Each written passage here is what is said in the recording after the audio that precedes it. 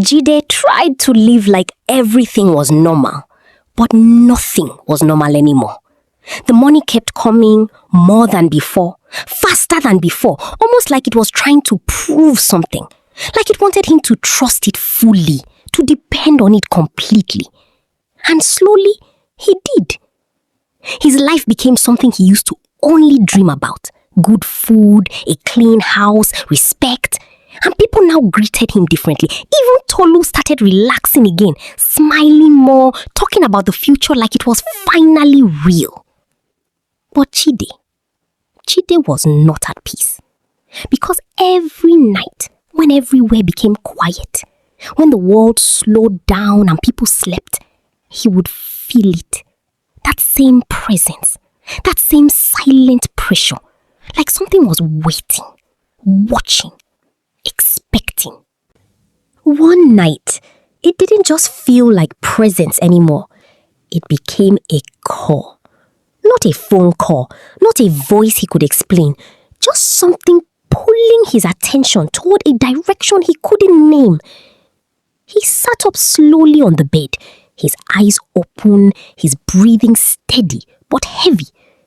And Tolu turned slightly beside him and asked softly, half asleep, "Jide, are you okay?" He didn't answer immediately. He just said quietly, "I'll be back." And that was all.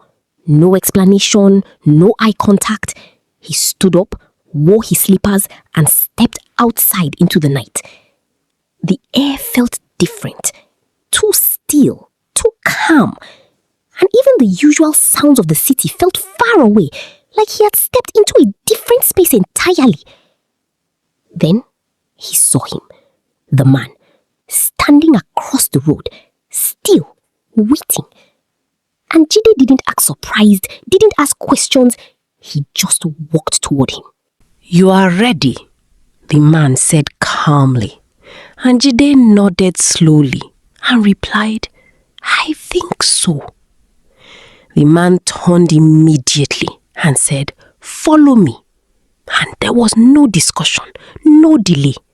They entered a car and the drive was long enough for Jide to notice something strange. They were leaving the city. The lights disappeared slowly. The roads became rough, then narrow, then quiet, until finally there was nothing. No houses, no people, just darkness. The car stopped and the man said, "Calm down." And Jide stepped out into air that felt heavier here, thicker, like the night itself had weight. "Where are we?" Jide asked quietly, and the man looked ahead and said simply, "You'll understand soon." They walked into a bush. Not just any bush, but deep, far. The kind of place where sound doesn't travel well, where even your own footsteps feel like they don't belong. Then Jide heard it. At first it was faint, low, almost like wind. But it wasn't wind, it was voices. Many voices humming slow, rhythmic and unfamiliar. Jide stopped walking and asked, "What is that?" But the man didn't stop. He just said, "Come." And Jide followed. And then he saw them. Men standing in a circle, dressed in dark clothing, still and focused, their heads slightly bowed as they continued that low, steady humming sound. The moment Jide and the man stepped into the space, the humming stopped immediately. And every single one of them lifted their head and looked at him. Not with anger, not with welcome, just recognition. Like they already knew him. Jide's chest tightened slightly, and he looked around slowly and said under his breath, This wasn't what you told me." The man stepped forward and said calmly, "This is where understanding begins." A path opened among the men, and from the center, someone stepped forward, the Grand Master, older, calm, his presence heavier than everyone else's. and he walked slowly toward Jide, stopping right in front of him, then spoke. "You have done well," he said, and Jide swallowed and replied, "I don't understand what is happening." The Grand Master tilted his head slightly and said, "You stayed in the room." And Jide nodded and said quietly, "Yes." And then the man's voice became firmer. That was not a test. That was initiation. Jide's heart dropped slightly and he asked, "What do you mean, initiation?" The Grand Master stepped closer and said, "You are already part of us." And Jide shook his head slowly and said, No, that's not what I agreed to." The man beside him spoke calmly. "You agreed when you obeyed." That sentence landed heavily, and Jide took a small step back and said, "I just wanted to change my life." The Grand Master nodded and replied, "And it has changed." Then after a pause, added quietly, "But every change has a balance." The air became heavier again, and Jide's voice dropped as he asked, "What kind of balance?" The Grand Master didn't rush. He looked around briefly at the others, then back at Jide, and said simply, "A sacrifice." Jide's breathing changed immediately, and he said, "No," shaking his head. "No, I didn't sign up for that." And the man beside him replied, "You already did." Jide turned sharply and said, "No!" But the Grand Master raised his hand slightly, and everything went quiet again. Then he spoke slowly. "You have enjoyed the benefits. Now, you must complete the process." Jide looked around. No one moved. No one spoke. No one looked unsure. Only him. And he asked, his voice now weaker than before, "What kind of sacrifice?" The Grand Master looked directly into his eyes and said one word, "Human." That word didn't echo, but it stayed, heavy and still, and Jide's lips parted slightly as he whispered, "No." The man stepped closer and said, "You will bring it." And Jide shook his head again, faster now, and said, "I can't. I won't." But the Grand Master's expression didn't change as he replied, "You will." Then after a long pause, he added quietly, "And when the time comes, you will not struggle." Jide felt something shift inside him again. That same feeling from the room, that same loss of control, that same quiet force pressing down on his will.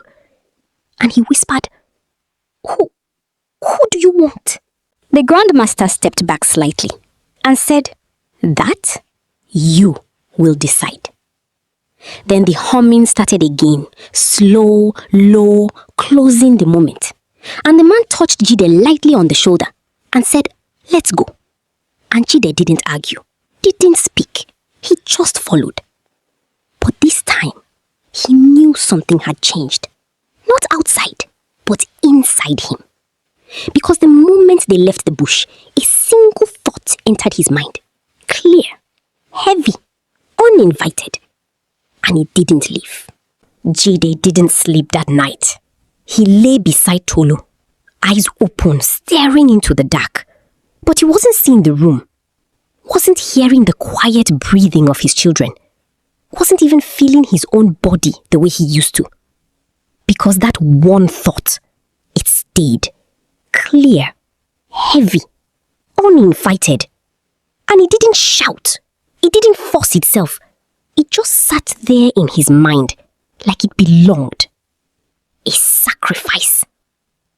He turned slowly on the bed, facing the wall, his fingers tightening slightly on the mattress. And he whispered to himself, "No, I can't," shaking his head faintly. But even as he said it, something inside him didn't fully agree. Morning came. Normal. Too normal.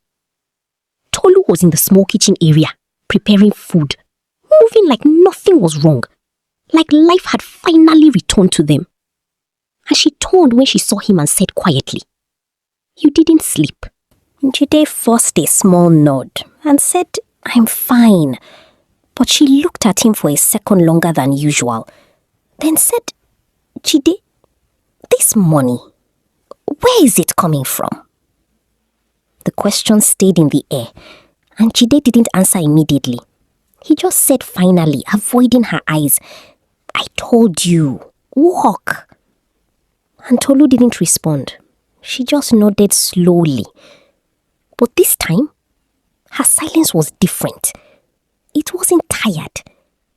It was watching. Jide stepped outside shortly after because he needed air.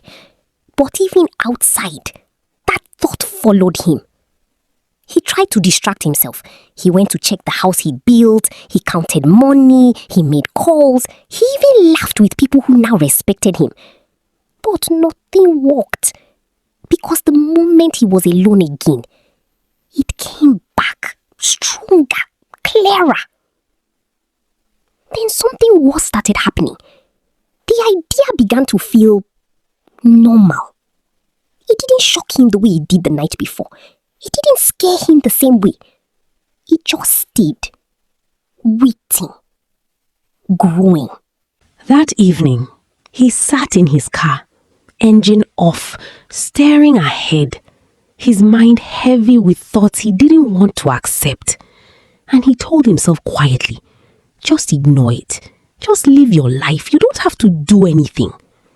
But deep down, he knew that wasn't true. Because the money didn't stop. It increased. More alerts, more cash, more ease. And with every increase, the pressure returned.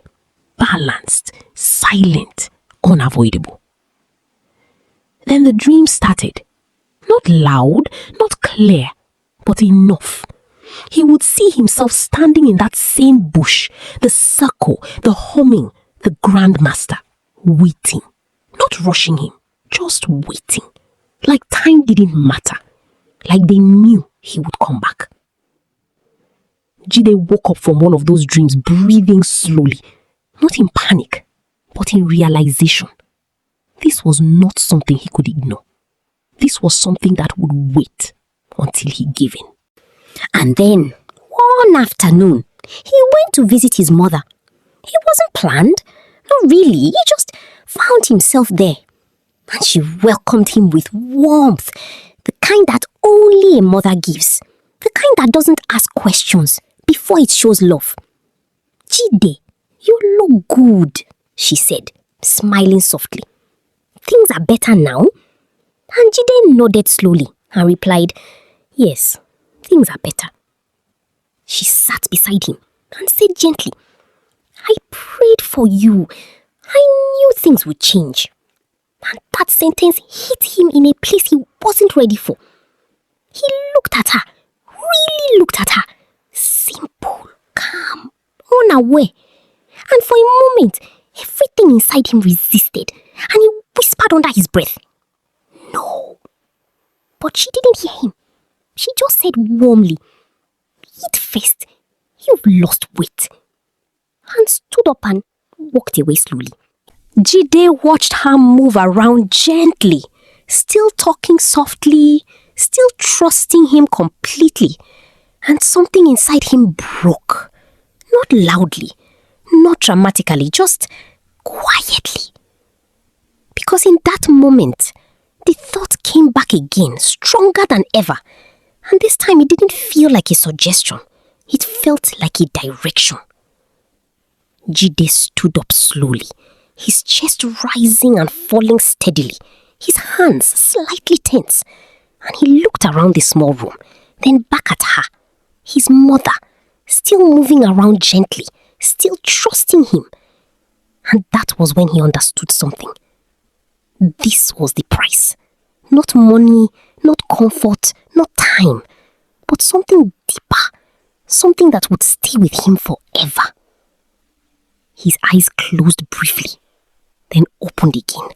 And this time there was no confusion, no argument, no delay, just a quiet decision. Later that week, the news spread. Jide's mother had passed. Suddenly, unexpectedly.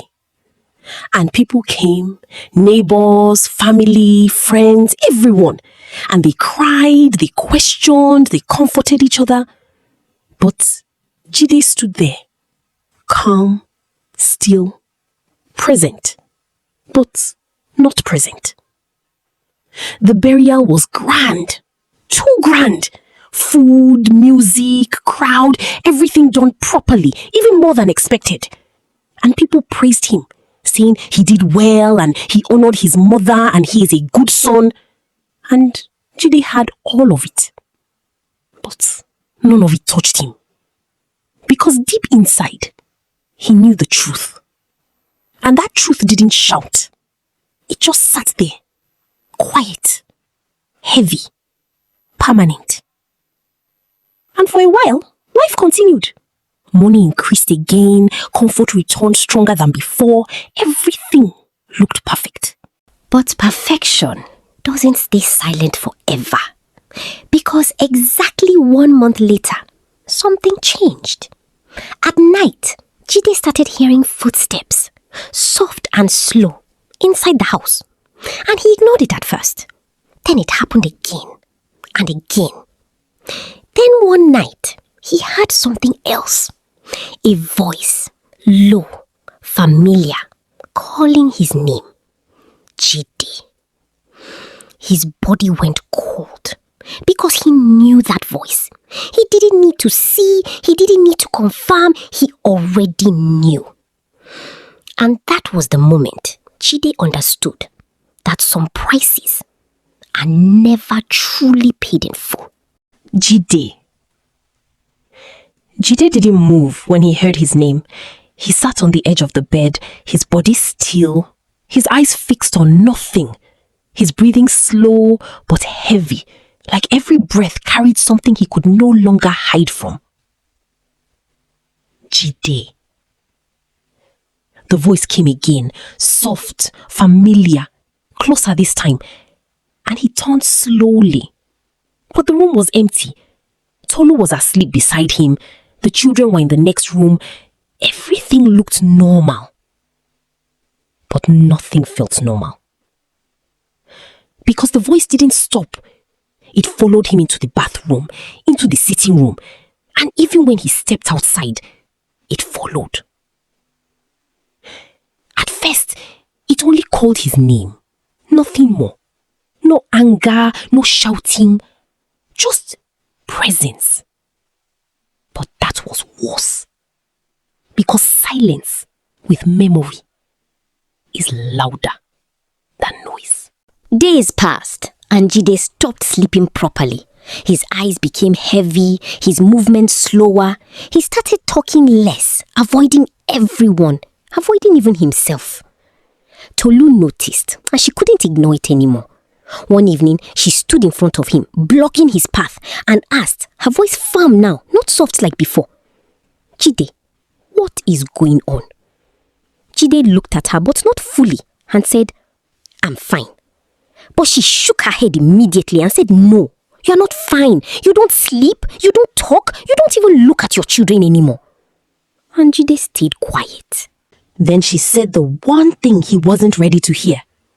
"This money, what did you do for it?" The silence that followed was heavy, and Jide's lips moved slightly, but no words came out. And Tolu stepped closer and said firmly, "Jide, answer me." And then he heard it again, right there, clear, right behind her. "Jide." His eyes widened slightly and he stepped back, and Tolu froze and asked slowly, "Who are you looking at?" He shook his head and said, "Nothing, nothing." But his voice betrayed him because he knew she was there, not physically, but present, watching, waiting. That night, it got worse. The voice didn't just call him anymore. It started speaking, not loudly, but clearly. "You know what you did." Jide covered his ears, but it didn't help because the voice wasn't outside. It was inside him. And it continued. You chose. And he stood up suddenly, pacing the room and saying, No, I didn't. I had no choice. But it came again, steady and firm. You chose. His breathing became uneven now, his hands shaking slightly. And then he saw her. Not fully, not clearly, but enough. Standing at the corner of the room, still watching. Jide froze completely, his body refusing to move, his throat drying instantly, because even though the image was not clear, he knew it was her, his mother. The room felt smaller, the air heavier, and he whispered, his voice breaking slightly for the first time, "Why?" But there was no answer, just that presence, that silence, that knowing. That knowing. Days turned into something else. Not normal days, just time passing without rest. And Jide stopped going out, stopped answering calls, stopped caring about anything. And even the money that once excited him now meant nothing, because no amount of comfort could silence what was inside him. Tolu couldn't take it anymore. And one afternoon, she searched the house, not randomly, not carelessly, but with intention. And then she found it, hidden, carefully kept, something that didn't belong in a normal home, something that confirmed everything she feared. She stood there for a long time, silent, processing.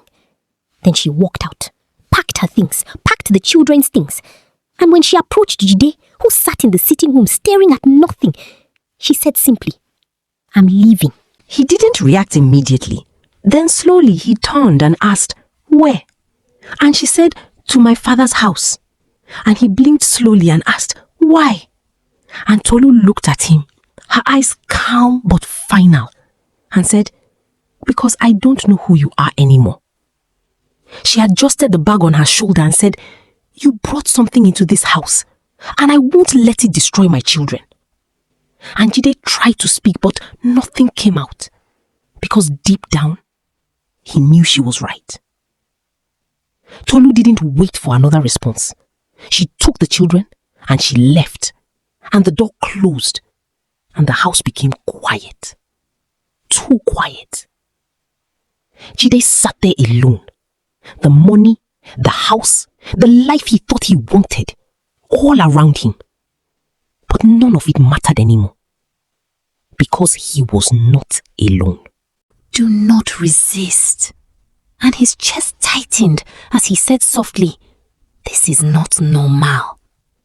But even his own voice sounded distant to him now, like it was coming from somewhere else. At some point, he stood up suddenly, like his body had woken up from something, and he asked out loud, his voice slightly louder now, "How long has it been?" There was no answer, so he walked to the door again, this time knocking, soft at first, then harder, and called out, "Hello? I think I've done enough. Open the door." But nothing happened, and the silence didn't even react. And then one day, he broke completely, running through the street again, just like the beginning, sweating, looking behind him, talking to someone no one could see. And people stopped and watched and whispered to each other, "That is Jide. And what happened to him? And wasn't he the one that became rich suddenly?" But no one had answers. They could only see the result. Back at the house, something strange happened. The building that once stood strong started to crack suddenly, like something inside it was no longer holding, until one day it gave way and collapsed quietly, like it was never meant to stand. And Jide was nowhere to be found, because the man who had once prayed for a better life had lost the only thing that made life worth living: his mind. Some money changes your life. Some money takes it. If you love this story, don't scroll away like nothing happened. Like this video, subscribe, and drop a comment if you want more deep stories like this.